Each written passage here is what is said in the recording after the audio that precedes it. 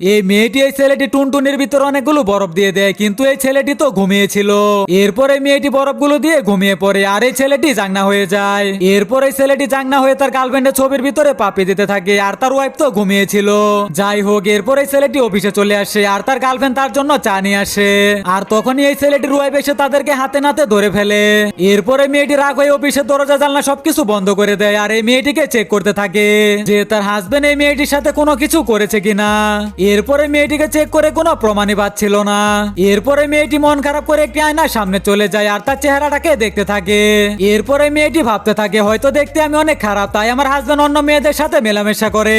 এরপরে মেয়েটি ভেবে নেয় যে আমি বিশ্বের 1 নাম্বার সুন্দরী মেয়ে হব, আর তাই তার হাজবেন্ডকে রুম থেকে বের করে দেয়।